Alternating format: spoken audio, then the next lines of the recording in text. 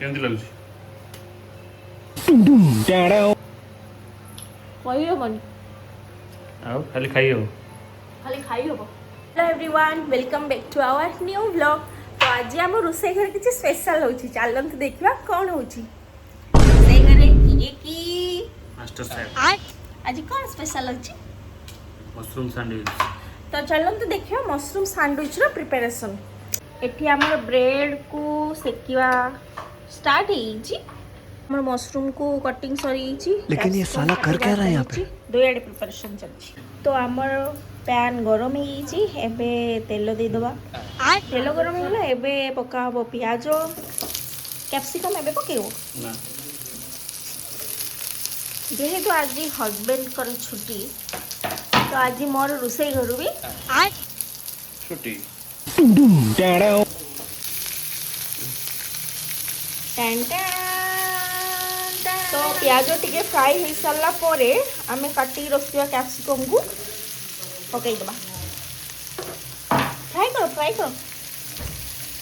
स्वाद अनुसार लुण, तापर टे पकईदबा आम छेचिक रखिथिबा अदा रसुण। यहाँ मु छेची कहीपर रोषे घर मोर छुट्टी बोली। एबे आमे पकेबा आमे काटिक रखिथिबा छतु। छतु को पूरा स्लाइस से काटिबे पतला पतला। ए छतु को भी मु काटिची सुनो। तो छतु पकई सारा पर गैस रो फ्लेम को हाई रखिए, कारण बहुत पानी बाहर। एबे किछि हळदी को आमे पकई दबा। कि बारुथिबे गरम रे हमर अवस्था कौन। रोम रोम भाइयों। हाय तो आमर छतुरु पानी सब सुखी। आपंकर जितकी टाइप रो गुंड मसला थी सब या पाखे पकेबे। तो फास्ट आमर पड़ुची गरम मसला, आमर स्पेशल मैजिक मसला।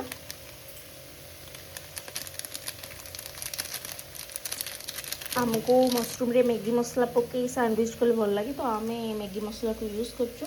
तापरे पकेबू पिज्जा पाई आनिथिलु ओरिगानो, सैंडविच रे पकेबू।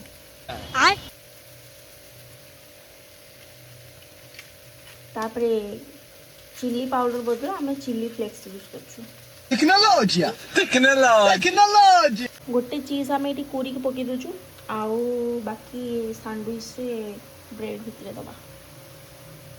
आम भूली ये दबा।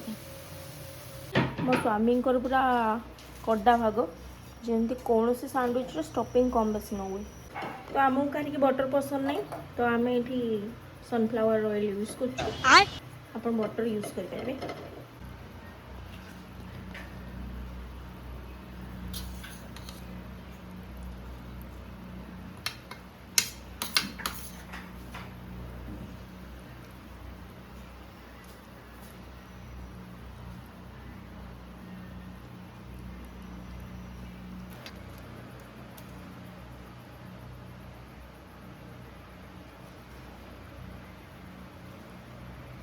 बस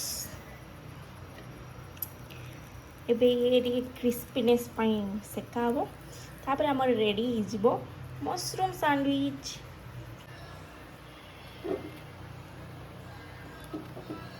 फाइनली वेट इज ओवर, मोर सैंडविच रेडी हो जाइए। हाँ पूरा क्रिस्पी।